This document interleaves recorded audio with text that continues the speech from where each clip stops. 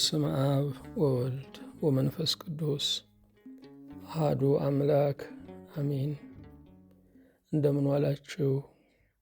እንደምን ሰነበታችሁ? ምሕረቱ ብዙ የሚሆን በቸርነቱ ይህንን ጊዜ የሰጠን የጸጋ ሁሉ አምላክ እግዚአብሔር ስሙ የተመሰገነ ይሁን። በእግዚአብሔር ቸርነት ተከታታይ የትምህርታችን ርዕስ እግዚአብሔር ዕውሮችን ጥበበኞች ያደርጋቸዋል የሚል ነው። የዳዊት መዝሙር 145 ቁጥር 8 ላይ ያለውን የእግዚአብሔር ቃል በጸሎት መንፈስ ሆነን እያነበብን የስምንተኛውን ቀን ትምህርት እንጀምራለን። እግዚአብሔር ዕውሮችን ጥበበኞች ያደርጋቸዋል። ሁሉን የያዝ ሁሉን የምትገዛ የጌታችን የመድኃኒታችን የኢየሱስ ክርስቶስ አባት እግዚአብሔር ሆይ እናመሰግንሃለን። የሚዘምሩልህ የዝማሬያቸው ጣዕም፣ የሚቀኙልህ የጉልበትን ክብር ወራሽ ሆንከው፣ የሚያወዱስህ ውበትህ የማይጠገበው፣ የሚቀድሱ በአንድነት በሦስትነት ጸንተህ የምትኖረው አብ ወልድ መንፈስ ቅዱስ አንድ አምላክ እናመሰግንሃለን። የተፍለቀለቅ ደስታችን ከማንም የማይገኝ ሐሴታችን የልባችን ወደብ ማረፊያችን የሐሳባችን ምዕራፍ መደሰቻችን የሕይወታችን ምርኩዝ መደገፊያችን የኑሯችን ዋልታ መጽኛችን ሆይ አንተ ቅዱስ እግዚአብሔር ነህና በእውነት እናመሰግንሃለን። የቅኔን እሸት ተቀባይ የሆንከው ሊቃውንት በእውቀታቸው መሃይምናን በእምነታቸው ወጣቶች በጉብዝናቸው ምስክሮች በደማቸው አንተን የሚያገኑ በሕይወትም በሞትም አባቶቻችን ስምህን ከባንዲራ በላይ ከፍ አድርገው ለዓለም ያሳዩልህ ቸር እግዚአብሔር ሆይ እኛም ባለ ዕድል ባለ ዘበን ባለ ጊዜ ሁነን ከመላእክት ምስጋና ከአባቶቻችን ምስክርነት ለመደመር ስለበቃን በእውነት እናመሰግንሃለን።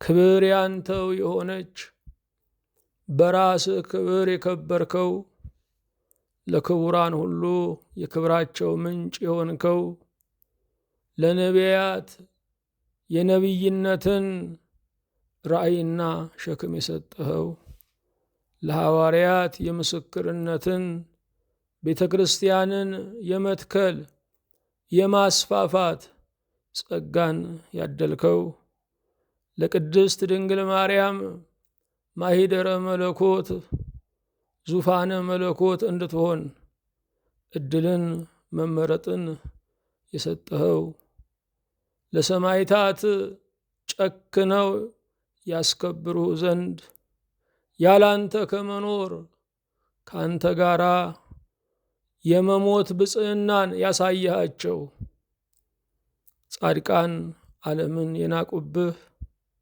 ዘውድ አስቀምጠው የመነኑብህ ፍቅር ከፍቅሮች በላይ የሆነው የእኛም አክሊላችን የዘበን መብራታችን አለኝ የምንልህ ስንጠፋ የማትጠፋው አድራሻ ስንለውጥ በስፍራ የምትገኘው በሮችህ የተከፈቱ በፍጥረትህ ላይ በማንም ታላቅና ታናሽ ላይ መሸ ብለህ የማትዘጋው የእንደገና አምላክ ባለ ብዙ ዕድል ያደረግከን ወድቀን ለመነሳት ናፋቂያችን እጆችህን ዘርግተ በሞታችን ላይ ትንሣኤን፣ በጨለማችን ላይ ብርሃንን ያወጅከው የእግዚአብሔር ልጅ ኢየሱስ ክርስቶስ ሆይ በእውነት አንተን እናመሰግንሃለን። አመስግነው የማይጠግቡ የመላእክት ርዕሳቸው ምስጋናህ ምግብ፣ ምስጋናህ ዕረፍት ሆኖላቸው እስከዚች ቀን ድረስ የሚያወድሱህ ከእኛ ከታካች አንደበታችን ምስጋናን ከተራበው ምላሳችን ውዳሴን ከማያውቀው ከንፈራችን ዛሬ ወደ ልቦናችን መልሰህን ምስጋናውም ያንተ መቀበሉም ያንተ ሆኖ በከበረው ዙፋን ፊት ሌጣ ሆነን ከመቆም ያዳንከን፣ በምስጋና ካባ የሸለምከን፣ ሞገስህንም የሰጠህን በቅድመ እግዚአብሔር ተገኝቶ ማምለክን ማወደስን ይችን ከንቱ ዓለም መላቀቅን ሰማይን አሁን መለማመድን ስለሰጠህን በሰማይ በምድር ክብር ምስጋና ለአንተ እናቀርብልሃለን። ከፍ ላሉት የከፍታቸው ምንጭ አንተው ነህ። ላንተ ግን የከፍታ የመላቅህ ምክንያት አንድም የሚጠራ የለም። በራስህ ክብር ነዋሪ፣ ለእኛ ግን ክብር አክሊላችን፣ ክብር ኒሻናችን፣ ክብር ህለተ ወርቃችን፣ ክብር ዘንጋችን፣ ክብር ስማችን አንተው ስለሆንክ በእውነት ጌታችን ሆይ እናመሰግንሃለን። በፈራጆች የምትፈርድ የዳኞች ዳኛ፣ በሚኮንኑት ላይ የምትኮንን የመኳንንት አለቃ አንተው ነህ። ፍርድን ለተጠሙ ፍትህን የምታረካ አንተው ነህ። በሰው የተበደሉ በአንተ ይካሳሉ። ሁሉ የገፋቸው በአንተ ሁሉን ያገኛሉ። ሁሉን ቢከስሩ በአንተ ይካሳሉ። አንተን መክሰር ግን የማይካስ ጉዳት ነው። ጌታችን ሆይ የቅን ፈራጃችን አንተ ነህ። ከምድር ዳኛ ከምድር ገዢ የቅን ፍርድን አንጠብቅም። የቅን ፈራጅ አንተ ነህ። እኛም ለእኛ እንጂ ለሌሎች ቅን አንፈርድም። እኛ ለእኛ ሩህሩህ ነን፣ ለሌሎች ግን ጨካኞች ነን። የፍትህ ዓይን ሁሉን በእኩል የምታይ፣ ፈርደህ የምታጠግብ፣ ፈርደህ የምታረካ፣ ፈርደህ የምታለብስ፣ ፈርደህ የምትጠልል፣ ፈርደህ የምታኖር አንተ ነህ። ሞታችንን በሚከጅሉ መካከል በሕይወት የሸለምከን ንጉሳችን ኢየሱስ ክርስቶስ ሆይ በእውነት እናመሰግንሃለን። ለተነጠሉ ሕዝቦች ንጉሳቸው፣ ላላዋቂዎች አምላካቸው የሆንክ ጌታችን ሆይ አንተ ትመራለህ፣ አንተ ታደርሳለህ፣ አንተ ትዋጋለህ፣ አንተ ታሸንፋለህ። አንተ ከፊት ትቀድማለህ፣ አንተ በምስጋና ታስከትላለህ። ለብዙ አማልክት የሚንበረከኩ ጉልበቶችን ላንተ ክብር ይሰግዱ ዘንድ ደግሞ ዕውቀትና ብርሃንን ትልካለህ።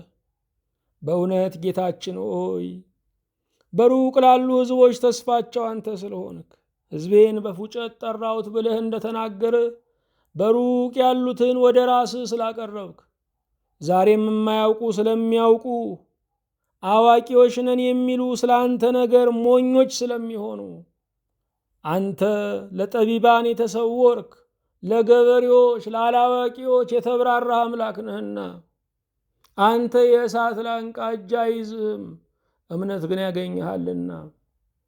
አንተ ስውር ብርሃን፣ አንተ ረቂቅ መንፈስ፣ አንተ ከህሊና ከመላእክት ህልውና የረቀቅከው አምላካችን በእምነት መነጽር ትታያለህና በእውነት እናመሰግንሃለን።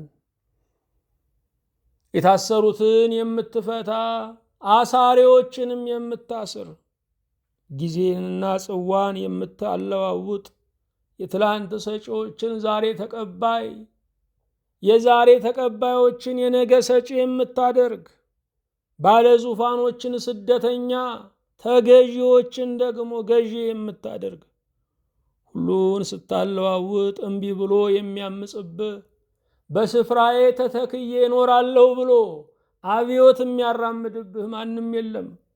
ና ስትለው የማይመጣ ማንም የለም።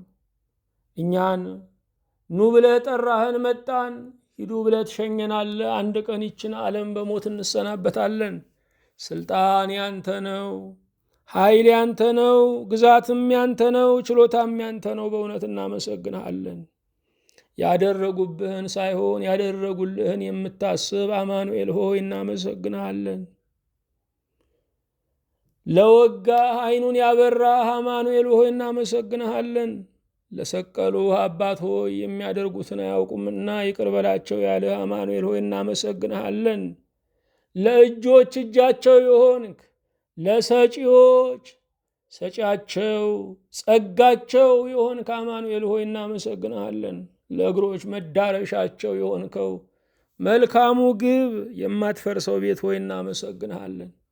እኔን ባሪያህን እነዚህን ባሪያዎችህን አቤቱ በደላችንንና ኃጢአታችንን ሁሉ በዓይነ ምሕረት እንድትመለከተው በይቅርታ ልብ እንድታልፈው ከደጉ ዘመን ለመድረስ ዕድል እንድትሰጠን አቤቱ እንማጸናለን። አለማወቃችንን እንድትወስደው መልሰን ከምንወድቅበት ነገር ጭቃ ላይ ተቀምጠን እጠበኝ ከምንልበት ነገር ሁሉ ዛሬ መነሳት እንዲሆንን እንማጸናለን። ከሚያጸጽት ሕሊና አቤቱ አድነን። ሀገሩን፣ ሕዝቡን፣ መንግስቱን በቸርነትህ አስብልን። ለዓለም ሁሉ የምህረት ፊትህን አቤቱ መልስልን። ባለማወቅ ከአንተ ርቀው ያሉትን አንተን ወደ ማወቅ ወደ አሚነ ሥላሴ መልስልን።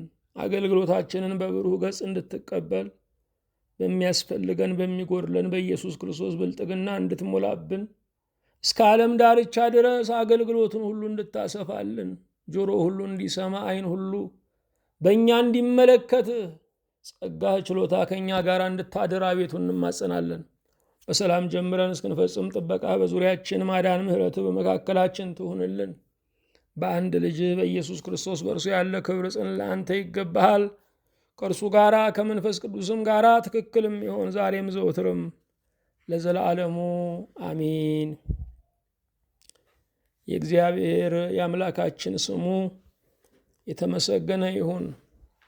ርዕሳችን እግዚአብሔር ዕውሮችን ጥበበኞች ያደርጋቸዋል የሚል ነው። እግዚአብሔር ለማያዩ ዓይናቸው፣ ለማይሰሙ ጆሮአቸው፣ ለማያስተውሉ ቀልባቸው ነው። እግዚአብሔር እያየልን ብዙ እንቅፋቶችን ተሻግረናል። እግዚአብሔር እየሰማልን ብዙ ሴራዎችን አምልጠናል። እግዚአብሔር እያሰበልን ለሞት ከተኛንበት ነገር ነቅተናል። እግዚአብሔር ፍጥረቱን አንተ ተወጣው ብሎ በምድር ላይ አላስቀመጠውም።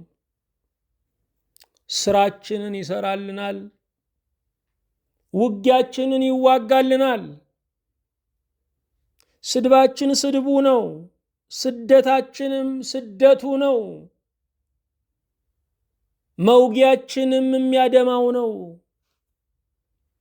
እናንተን የሚነካ የዓይኑን ብሌን እንደሚነካ ነው ተብሎ ተጽፏል። እግዚአብሔር ለማንም አምኖ አይተወንም። እኛን በሚመለከት ለእናታችንም ለአባታችንም ለእህታችንም ለወንድማችንም አምኖ አይተወንም። በማይዘናጋው ጥበቃ ሁል ጊዜ ከእኛ ጋራ ነው። ተኝተን የሚጠብቀን እርሱ ነው። ነቅተንም የነቃልን እርሱ ነው። በእግዚአብሔር አለማመን አንችልም። ያለነው በእርሱ ነው። ይችን ሰዓት ስናስብ በብዙ ወህኒ ቤቶች በጥፋትም ያለ ጥፋትም የሞት ፍርድ የተፈረደባቸው ፍርደኞች በዓለም ላይ አሉ። እነርሱ በሕይወት ኖረው 1000 ዓመት ኑሩልን የሚባሉ ሰዎች ግን በሞት ይረግፋሉ። የሞት ፍርድን የሰሙ ይኖራሉ። ኑሩ ተብለው ደግሞ መልካም ምኞት የቀረበላቸው ያልፋሉ። መኖር የአንድ አምላክ ስጦታ ነው። መኖር ቢገዛ ኖሮ በዓለማችን ላይ 17% የሚሆኑት ባለጠጎች ኖረው ሌሎች ድሆች ያልፉ ነበረ። መኖር በስልጣን አይደለም። መኖር በዘመድ ብዛትም አይደለም። መኖር ለመኖር በመፈለጋችንም አይደለም። ብዙ ዘመን ሞትን ከጅለናል። መኖር ሲያቅተን ያለው መፍትሄ መሞት ነው ብለን የሞትን ቀዳዳ አስሰናል። እግዚአብሔር ግን ገና ነው እያለ በተስፋ ነፍሳችንን አሳድሯታል።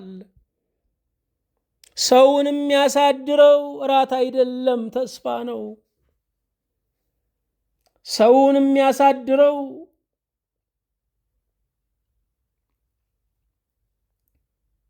ሰዎች የሰጡት የነገ ቀጠሮ የመጨረሻው ብይን ነው የተባለበት የፍርድ ቤት ቀጠሮ አይደለም። ሰውን የሚያሳድረው የእግዚአብሔር ተስፋ ነው። የእግዚአብሔር ተስፋ በነገሮች ተጨባጭነት ላይ ያለ ወይም በቁሳዊ መያዣነት ቀብድነት የሚረጋገጥ አይደለም። የእግዚአብሔር ተስፋ በእግዚአብሔርና በቃሉ ላይ የተንጠለጠለ ነው። አዎ እያየልን ብዙ መሰናክልን አለፍን። እየሰማልን ብዙ የሸንጎ ምክሮችን ተሻገርን። እያሰበልን ከብዙ ፍዘቶች ነቃን። እግዚአብሔር ዕውሮችን ጥበበኞች ያደርጋቸዋል። ዘመናዊነት ሰዎች ላያቸው ተጊጦ ውስጣቸው የሚጎሳቆልበት ነው። ዘመናዊነት ኃጢአትን የሚያቆነጅ የምን አለበት አብዮት ነው። ዘመናዊነት ሰው ለራሴ አምላክ ነኝ የሚልበት፣ ሰውነት አቅቶት አምላክነትን የሚመኝበት ነው። ዘመናዊነት ሰዎች ተጠጋግተው እየኖሩ እጅግ የሚራራቁበት ነው። ዘመናዊነት ሰዎች ልባቸውን አስቀምጠው በጥርሳቸው የሚገባበዙበት ነው።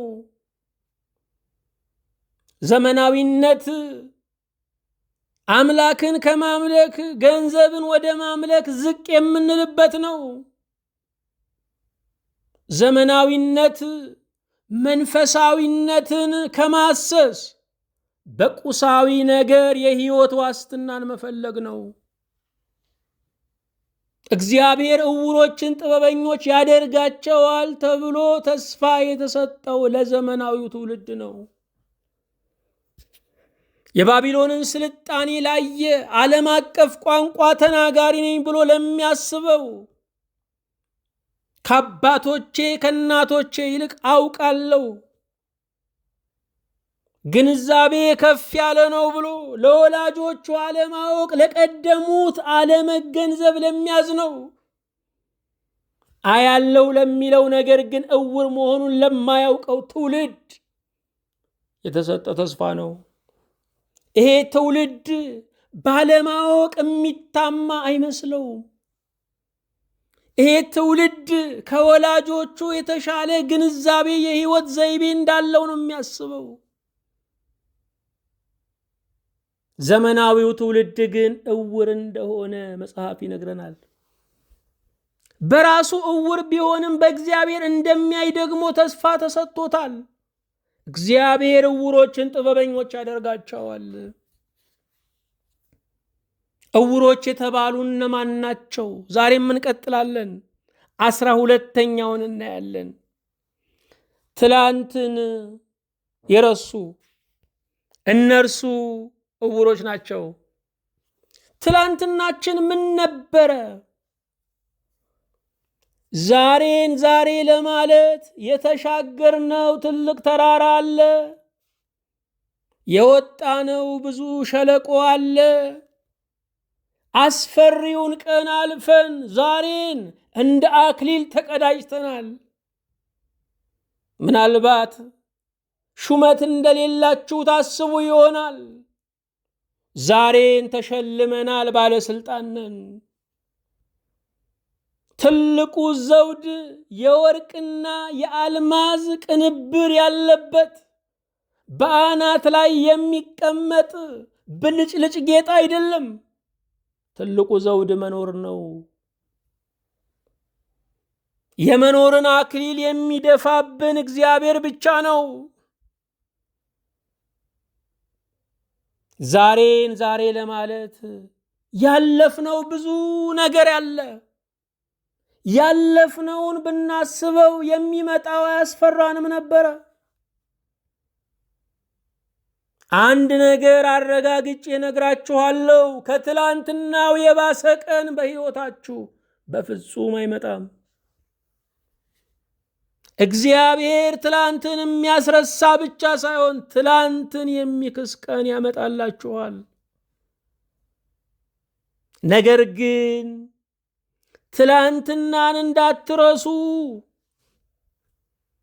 ረሃባችሁ ለረሃብተኞች እንዲራራ፣ ማጣታችሁ ላጡ ለነጡት እንዲያዝን፣ ፍርድ ማጣታችሁ ፍርድ ተርበው ለጠወለጉ ጥጋብ እንዲሆን እግዚአብሔር በዛ ሕይወት ያሳለፈኝ በዚህ ውስጥ ለሚያልፉ ረዳት ለሆን ነው። እግዚአብሔር በቤተ ሙከራ ውስጥ እያሳለፈኝ ነበረ። ዛሬ ለተገፉት እቆማለሁ ልትሉ ይገባችኋል። ትላንትን የረሱ እነርሱ እውሮች ናቸው። ትላንትናቸውን የረሱ ብዙ ሰዎች አሉ። ዛሬ ድሃ ብለው የሚናገሩ የሚሳደቡ፣ ትላንትና ድህነት አጥወልውሎ የደፋቸው ናቸው። ድሃ የነበረ ድሃ ብሎ ለመሳደብ ይቀለዋል። እግዚአብሔር ድህነትን ያሳለፈልን ለድሆች እንድንራራ እንጂ ድሃ ብለን እንድንሳደብ አይደለም። እግዚአብሔር የሰጠን ነገር ሌሎችን ማናደጃ አይደለም፣ የምስጋና ርዕስ ነው። ሕይወታችሁን በፉክክር አታጠውልጉት፣ በምስጋና ዓለም ልሙት።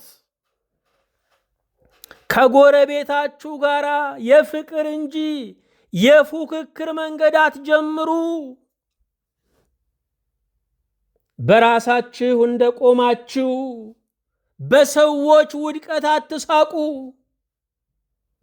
ትልቅ እውርነት በእግዚአብሔር ቆሞ በራስ መፎከር ነው። ያገኘነው በእግዚአብሔር ሰጪነት ነው።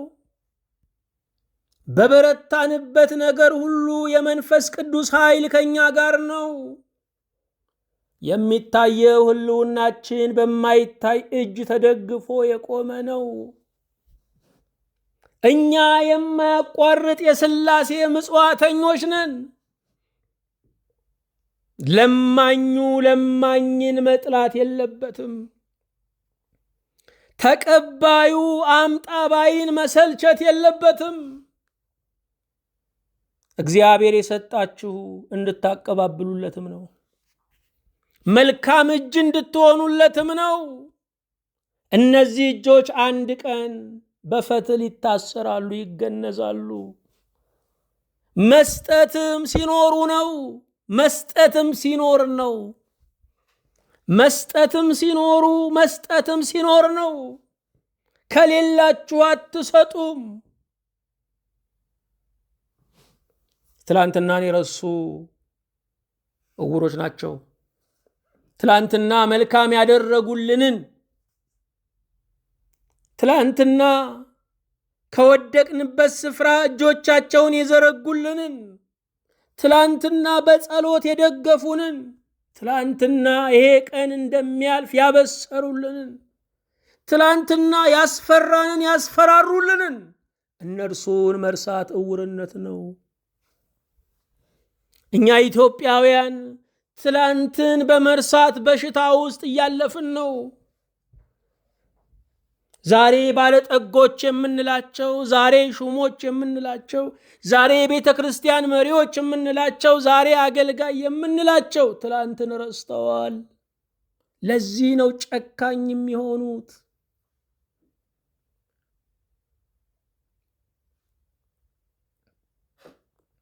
ትልቁን እግዚአብሔር በእኛ ትንሽ ምርጫ እንዳናሳንሰው መጠንቀቅ ያስፈልጋል። ትላንትን የረሱ አብራቸው የተቸገረች ሚስታቸውን የረሱ፣ አብሮ የተቸገረውን ባላቸውን የረሱ እነዚህ እግዚአብሔርን ያሳዝናሉ። እግዚአብሔርን የሚረሳ ውለታን የሚረሳ በገደል ላይ የሚዘል ነው። መውደቁ አይቀርም። 13ኛ እውሮች የተባሉ ተስፋ የሌላቸው ናቸው። ተስፋ የአማኝ ስንቁ ነው። የሚያምን ሁሉ አንድ መገለጫ አለው። እርሱም ተስፋ ማድረግ ነው። ተስፋ ለመኖር መድፈር ነው። በማን? በእግዚአብሔር። ተስፋ ነገን የምናይበት መነጽር ነው። ተስፋ ትላንትን የኖርኩት ዛሬን ያለሁት ነገን የምደርሰው በእግዚአብሔር ነው ብሎ አልፋ ኦሜጋውን በሕይወታችን ላይ መሾም ነው። እግዚአብሔር እስካለ ድረስ ተስፋ አደርጋለሁ እንበል። እግዚአብሔር አይታጣምና ተስፋችን አያልቅም። ተስፋ የሌላቸው እውሮች ናቸው። እውር የሚባለው ፎቅ የማይታየው አይደለም፣ እግዚአብሔር የማይታየው ነው። እውር የሚባለው ጌጠኛ ከተሞች ተፈጥሮ የማይታየው አይደለም። እውር የሚባለው ውብ ክርስቶስ በደም የተሞሸረው ጌታ የማይታየው ነው። ጠላት ተስፋ ሊያስቆርጣችሁ ሲመጣ እግዚአብሔር ታላቅ ገበታ ለእናንተ እንዳዘጋጀ ምልክት ነው። ተስፋ የሚያስቆርጡ ፈተናዎች ሲመጡ የእናንተ ቀን ሊነጋ እየተቃረበ ነው። ሊነጋጋ ሲል ይጨልማል። የሞት ጠረን የሸተታችሁ ያ ሰዓት እግዚአብሔር ወደ እናንተ ደጃፍ እየተቃረበ ያለበት ሰዓት ነው። እግዚአብሔር ወደ እናንተ ሲጠጋ ጠላት በከባድ ተስፋ መቁረጥ ይመታችኋል። እነዛ ተስፋ ቆርጠው በራሳቸው የወሰኑ ሰዎች በእኛ አጠራር ሞኞች ናቸው እያልናቸው ናቸው። ለምን ስንል ብዙ ተስፋ ነበረ። ተስፋተው ለሞቱት ያየንላቸውን ተስፋ ዛሬ ለራሳችን ማየት አለብን። ወገኖቼ፣ እግዚአብሔር ለሁሉ ሰው ያየለት ግብ መልካም ነው። የምንጓዘው እግዚአብሔር ወዳየልን ከሆነ እግዚአብሔር ያየልን ግብ አንደኛ መንግሥተ ሰማያት ነው። የኔ መጨረሻ ምን ይሆን ለምትሉ የእናንተ መጨረሻ መንግሥተ ሰማያት ነው። በወልድ ያመነ የዘላለም ሕይወት አለው ነው የሚለው። የኔ ነገር እያላችሁ የምትዘፍኑ የምትተክዙ ግሩምና ድንቅ ሆኜ ተፈጥሬአለሁና አመሰግንሃለሁ ማለት አለባችሁ። ተስፋ አድርጉ። የእግዚአብሔር ቃሉ አይሰበርም። ተስፋ አድርጉ። እግዚአብሔር የጸና ግንብ ነው። ተስፋ አድርጉ። እግዚአብሔር እርሱን ያሉትን አውጥቶ ለአራዊት ለነጣቂ አሳልፎ አይሰጥም። ተስፋ አድርጉ። እግዚአብሔር በእናንተ ላይ ስለተጠራው ስሙ ይቤዣችኋል።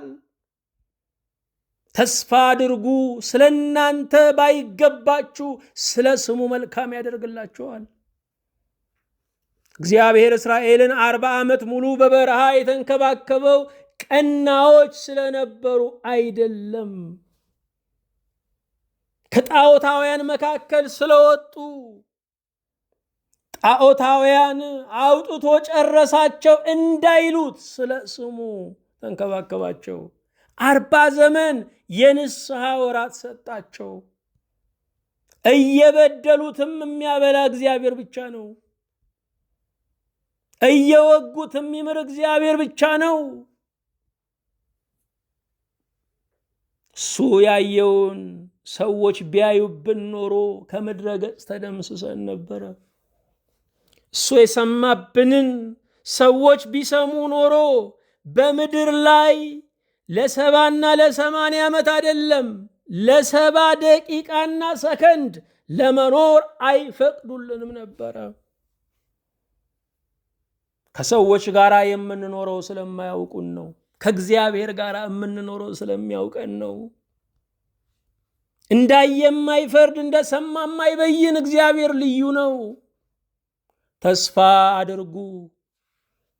ተስፋችሁ ፖለቲካ፣ ርዕዮተ ዓለም፣ ባለጠጋ፣ እመጣለሁ ያለ ባለቀጠሮ አይደለም። ተስፋችሁ እግዚአብሔር ይሁን። እግዚአብሔር ሰርካችሁን ማለዳ ያደርገዋል። የጠለቀውን ጀንበር እንደገና መልሶ የጠዋት ፀሐይ አድርጎ ያሞቃችኋል። ዕውሮች ተስፋ የሌላቸው ናቸው። እግዚአብሔር ዕውሮችን ጥበበኞች ያደርጋቸዋል ማለት እግዚአብሔር ተስፋ የለሾችን ባለ ተስፋ ያደርጋቸዋል ማለት ነው። ትልቁ ጥበብ ሰውን አታሎ መግባት አይደለም። ትልቁ ጥበብ ነገን በእግዚአብሔር ለማየት መጓጓት ነው። አዎ የዓለሙ ሁኔታ እየባሰን የሚሄደው ተስፋ የምናደርጋቸውም ተስፋ ላይሰጡ ይችላሉ። እግዚአብሔር ግን ሕያው ነው። ተስፋን መታመንን መሸከምና መመለስ የሚችል እግዚአብሔር ብቻ ነው። 14ተኛ ዕውሮች የተባሉ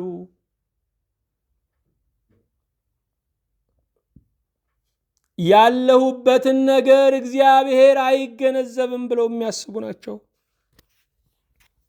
አንዳንድ ጊዜ እየጸለይን ሳይሆን ችግራችንን ለእግዚአብሔር እያብራራንለት ነው። እግዚአብሔርን ለማስረዳት እየሞከርን ነው። ዓይንን የፈጠረ እግዚአብሔር ያያል። ጆሮን የፈጠረ እግዚአብሔር ይሰማል። እኛ ዓይን አይተን ምን ፈየድን? የእርሱ ማየት መፍትሄ ይሰጣል። እኛ ሰምተን ምን ፈየድን? የእሱ መስማት የክፉዎችን ሸንጎ ይበትነዋል። ምክራቸውን እንደ አኪጦፌል ምክር ከመቀመጫው የማይነሳ ስንፍና ያደርገዋል። ያላችሁበትን ሁኔታ እግዚአብሔር ይገነዘባል። ጭንቅንቁን ኑሯችሁን፣ ትዳራችሁ ያልተረዳችሁን፣ ልጆቻችሁ ያልተረዳችሁን፣ ዘመዶቻችሁ ያልተረዷችሁን ኑሯችሁን እግዚአብሔር ይገነዘበዋል። እግዚአብሔርን እርዳኝ በሉት እንጂ እግዚአብሔርን ለማራራት እግዚአብሔርን ለማስረዳት አትሞክሩ። እግዚአብሔር ሁሉን አዋቂ ነው። 15ኛ ዕውር የተባለ ቀኑ የጨለመበት ነው። ዘዳግም 28 ቁጥር 29 በቀትርም ጊዜ ዕውር በጨለማ እንደሚርመሰመስ ትርመሰመሳለህ ይላል። የቀትሩ ብርሃን ለዕውር አይረዳውም። ፀሐይ ሙሉ መሆኗ ቀኑም ሙሉ ቀን መሆኑ ለዕውር አይረዳውም። በቀትርም ጊዜ ዕውር በጨለማ እንደሚርመሰመስ ትርመሰመሳለህ። መንገድህም የቀና አይሆንም። በዘመንህም ሁሉ የተጨነቅ የተዘረፍክም ትሆናለህ፣ የሚያድንህም የለም ይላል። ቀኑ የጨለመበት ሰው ቢነጋም ለእርሱ ምሽት ነው። ቀኑ ውድቅት የሆነበት ሰው ፀሐይ ብትወጣም ለእርሱ ድንግዝግዝ ነው። አንዳንድ ቀኖች እንደ አክምባሎ ላያችን ላይ ይደፋሉ፣ እንደ ሌማት ላያችን ላይ ይደፋሉ። ከጨለማው ከማህፀን ዓለም ወጥተን ይህንን ብርሃን ያየንን፣ ከቀኑም ጨለማ ወጥተን የእግዚአብሔርን ብርሃን እናያለን። 16ኛ መጓዝ ያልቻለ ሁለተኛ ነገሥት ምዕራፍ 6 ቁጥር 18 ላይ ወደ እርሱም በወረዱ ጊዜ ኤልሳዕ ይህንን ሕዝብ ዕውር ታደርገው ዘንድ እለምንሃለሁ ብሎ ወደ እግዚአብሔር ጸለየ። ኤልሳዕም እንደተናገረው ቃል ዕውር አደረጋቸው ይላል። ኤልሳዕን ሊይዙ የመጡ እነዚያ የሶርያ ወታደሮች ዕውር ተደርገው ተፈረደባቸው፣ ወይም ዕውር የሆኑ ዘንድ ተፈረደባቸው። ስለዚህም መጓዝ አልቻሉም። እንኳን ኤልሳዕን ሊይዙ ራሳቸውንም መምራት አቃታቸው። መዳረሻቸው ገደል ሆነ። መጓዝ ያልቻለ ሰው ዕውር ነው። እናቅዳለን፣ እናልማለን፣ እንመኛለን፣ ግን መጓዝ አልቻልንም። ከዚህ ዕውርነት እግዚአብሔር ነፃ ያወጣል። 17ኛ ጨለምተኝነት፣ እሱ ዕውርነት ነው። ሰቆቃ ምዕራፍ 3 ቁጥር 65 የልብ ዕውርነትንና እርግማንንም ትሰጣቸዋለህ ይላል። ጨለምተኝነት ሁሉን ነገር በዜሮ ማባዛት ምን ዋጋ አለው ብለህ ነው። ፀሐዩንም መራገም፣ ዝናቡንም መራገም፣ ደመና መራገም፣ ወጋገንን መራገም፣ ሁሉን ነገር በዜሮ ማባዛት፣ ይሄ የልብ ዕውርነት ነው። እግዚአብሔር ነፃ ያወጣል። በፀሐዩ ደስ ሲበላችሁ ስስ ልብሳችሁን የምትለብሱበት ነው። በዝናቡ ደስ ሲበላችሁ ያንን የሚሞቅ ልብሳችሁን የምትደርቡበት ነው። ክረምትና በጋው የእግዚአብሔር መግቦት ለእናንተ እንዳይሰለቻችሁ እግዚአብሔር የሚያመጣው ፍርርቅ ነው። ከእግዚአብሔር ጋር ስትስማሙ ከሁሉ ጋር ትታረቃላችሁ።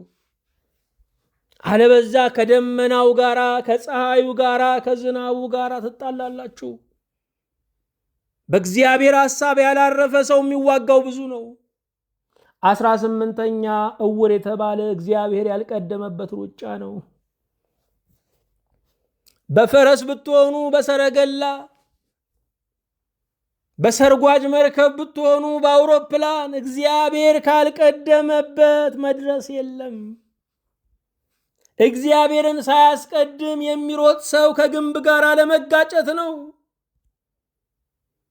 በምድር ላይ በሕይወት ዘመን እግዚአብሔርን የቀደመ የለም። ስለዚህ ፈቃድ ይሁን በሉ። በሩጫችሁ ሁሉ እግዚአብሔርን አስቀድሙ። እግዚአብሔር ባልቀደመበት ድል ሳይሆን ትግል ነው ያለው። እግዚአብሔር ያልቀደመበት ትዳር፣ እግዚአብሔር ያልቀደመበት መውለድ፣ እግዚአብሔር ያልቀደመበት ገንዘብ፣ እግዚአብሔር ያልቀደመበት ስልጣን ጥያቄ ነው፣ መልስ አይደለም። 19ኛ የተደረገለትን የማያስተውል ሚልክያስ ምዕራፍ 1 ቁጥር 8 ይህን ይገልጽልናል።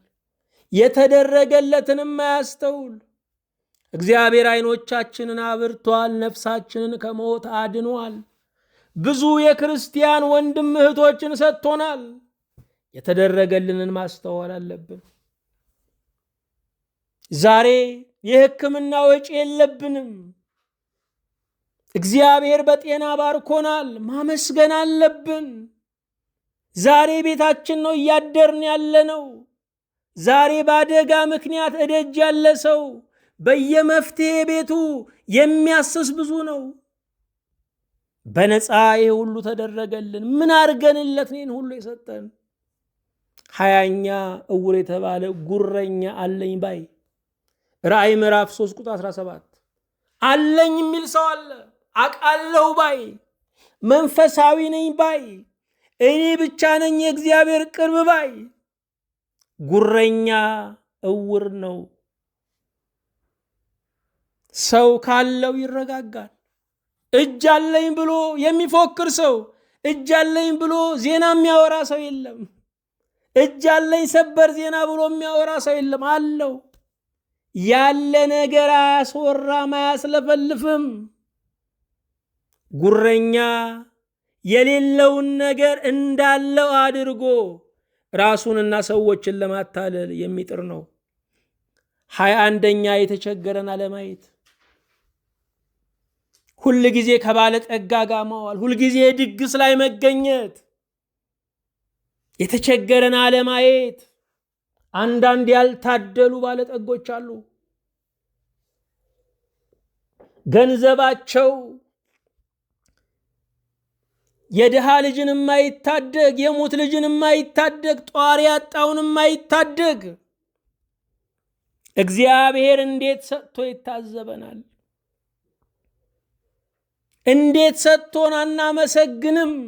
እንዴት ሰጥቶን ለእግዚአብሔር ክብር አናደርግም? ሰይጣን ከሚያደርጋቸው ታላላቅ ፈተናዎች አንዱ እግዚአብሔር በረከት ሲሰጠን እጃችንን ይቆልፈዋል። እግዚአብሔር ሰጥቷችሁ ለድሃ ለችግረኛ እጆቻችሁ የተቆለፈ የሲኦል ቪዛ በእጃችሁ ላይ እንዳለ እወቁት።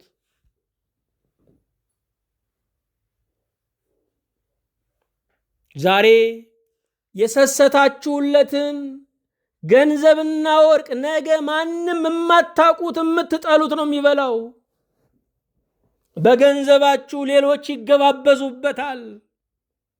መስጠት በቁመና ሳሉ በውበት እጅን ደረት ላይ ሳይነባብሩት ተብሏል። ለድሃ ስጡ፣ ለችግረኛ ስጡ። የመጨረሻው ቀን ጥያቄ ብሉይና ሐዲስን አጥንተሃል አይደለም? የኒቅያና የኤፌሶንን ጉባኤ ታውቃለህ አይደለም? ብራብ አብልታችሁኛል ወይ ነው። ቀላል የምትመስል ግን ያልመለስናት 22ኛ ሁልጊዜ ሕፃን መሆን፣ አለመብሰል። ሁልጊዜ ሕፃን መሆን እሱ ዕውርነት ነው። መብሰል አለብን። በቃሉ ማደግ አለብን። በሃይማኖት ማደግ አለብን። በእውቀት በነገረ መለኮት መረዳት ማደግ አለብን። 23ኛ ውሸት፣ ዓይንን ግንባር ያድርገው ማለት ዕውርነት ነው። ብዙ ሰው እየዋሸ ነው ያለው። ትልልቅ ሰዎች የሚዋሹበት ዘመን ላይ ነው ያለ ነው። መዋሸት፣ ተጣጥፎ መግባት እንደ ስልጣኔ የሚታይበት እንደ ዕውቀት የሚታይበት ዘመን ነው። 24ኛ ዕውር የተባለ አጠገቡ ላለው የማያስብ። አጠገባችሁ ላሉት አስቡ። ያልተማሩ እንደሆነ አስተምሩ፣ ያላመኑ እንደሆነ አሳምኑ። ለዘመዶቻችሁ፣ ለቅርብ ዘመዶቻችሁ፣ ለችግረኞቹ ዛሬ ፀሐይ አውጡ። አንድ ሰው በእናንተ ደግነት ሕይወቱ ይለወጥ። ሞታችሁ ሲያነሳችሁ ይኖራል። 25ኛ ማድነቅ የማይፈልግ። ቢያለብሱት፣ ቢያስጌጡት፣ ቢደግሱለት፣ ልደቱን ቢያከብሩለት ማድነቅ የማይፈልግ ሰው አለ። ይሄ ሰው ዕውር ነው። ሰዎች እናንተን ለማስደሰት ሲሞክሩ ዋጋ ስጡት። 26ኛ በማን እንደቆመ የማያውቅ። በእግዚአብሔር ቆሞ በራሱ የቆመ የሚመስለው።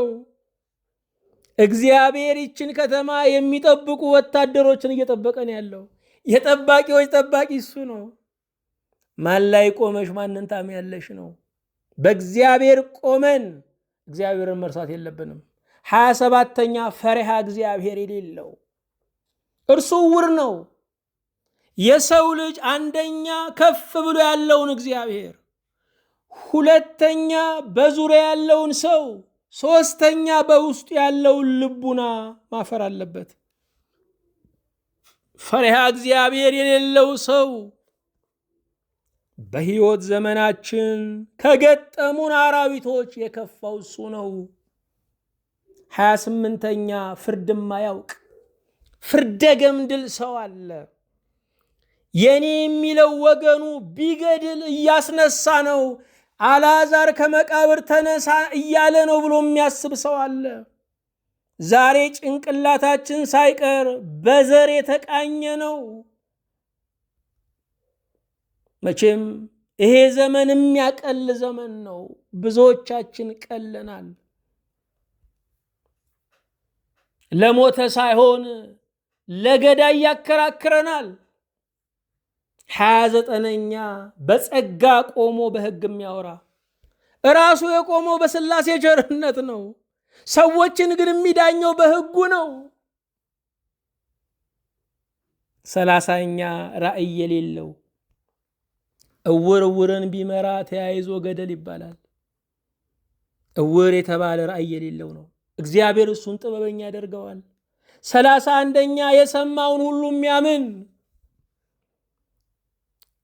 የኛ ሰው እንደ አበሻ ብለን እንናገር ከይቅርታ ጋር የኛ ሰው አበሻ ጫፍ ሳይዙ አይወራም ይላል። ጫፍ ሳይያዝ ግን ይወራል።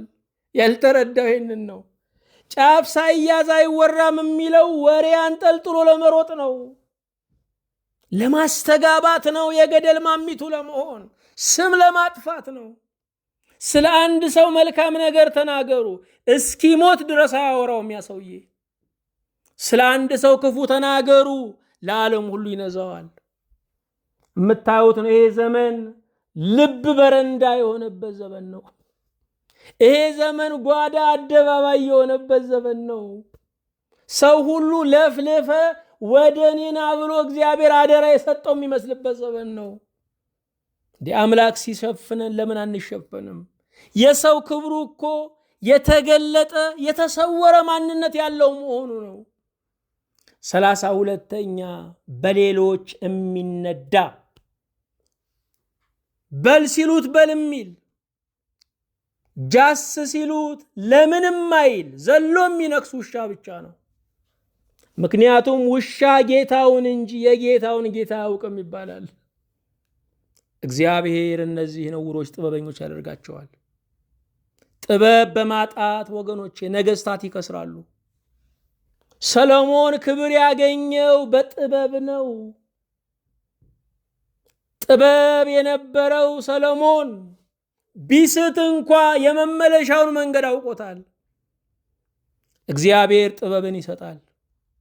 ያዕቆብ 1:5 ከእናንተ ግን ማንም ጥበብ ቢጎድለው ሳይነቅፍ በልግስና ለሁሉ የሚሰጠውን እግዚአብሔርን ይለምን ለእርሱም ይሰጠዋል ይላል። ስለዚህ እግዚአብሔር ዕውሮችን ጥበበኞች ያደርጋቸዋል ማለት ምን ማለት ነው?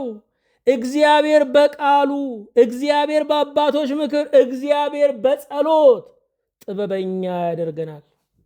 ጌታ ሆይ ጥበብ ስጠኝ በሉ፣ ጥበበኛ ትሆናላችሁ። ሰሎሞን በጸሎት ነው ጥበብ ያገኘው። ጥበብ ዕውቀትን ከምንጩ መቅዳት ነው። ጥበብ የዋህነት ነው። የዋህነት ምንድን ነው? አውቆ መተው። ጥበብ እያዩ መርገጥ ነው። ረግጦ ማየት ሳይሆን እያዩ መርገጥ ነው። ጥበብ በተሰጠን ነገር ደስተኛ መሆን ነው። በተሰጠን ነገር ደስተኛ ካልሆንን በሚሰጠን ነገር ደስተኛ አንሆንም። ደስታ እንዳስለመዱት ነው። ጥበብ ለሰዎችና ለነገሮች ዋጋ መስጠት ነው። ጥበብ እየመጣ ያለውን ማስተዋል ነው። ጥበብ የሕይወትን መልካም ጎን ማየት ነው። ብዙ አስቸጋሪ ጎርበጥ ባጣ ነገሮች አሉ፣ ግን መልካሙን ጎን ማየት። ጥበብ መውጫውን ማየት ነው። ብዙ ሰው መግቢያውን ነው የሚያየው፣ መውጫውን ማየት። ጥበብ የስሜት ፍቅር ሲያልቅ እውነቱ ብቅ እንደሚል ማስተዋል ነው። ዛሬ በስሜት እፍ ልንል እንችላለን። ስሜት ያልቃል፣ እውነት ይቀራል። ጥበብ አዳኙን ብቻ ማየት ነው። ያዳነንን ክርስቶስን ብቻ ማየት ነው። እግዚአብሔር ጥበብን ይሰጣል። ባለፉት 8 ሳምንታት እግዚአብሔር ዕውሮችን ጥበበኞች ያደርጋቸዋል በሚል ርዕስ የተነጋገርነውን የተማርነውን ፈጽመናል። ለአምላካችን ለእግዚአብሔር ምስጋና፣ ለእኛ በረከት፣ ለሀገራችን ለኢትዮጵያ ለሕዝቦቿ ሰላም ይሁን። አቤቱ ጌታችን ሆይ እናመሰግንሃለን። ስምህ ማኅተማችን ነው። ስምህ የምንፈወስበት መድኃኒታችን ነው። ስምህ ርኩስ ሐሳብንና ርኩሳን አጋንንትን የምናባረርበት በትራችን ነው። ስምህ በድካም ቀን ምርኩዛችን ነው።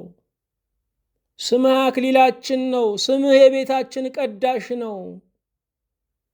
ስምህ በጨለማችን ላይ ብርሃን የሚያውጅ ነው። ስምህ ያሰባሰበን ነው። ስምህ የጸሎታችን ሞገስ ነው።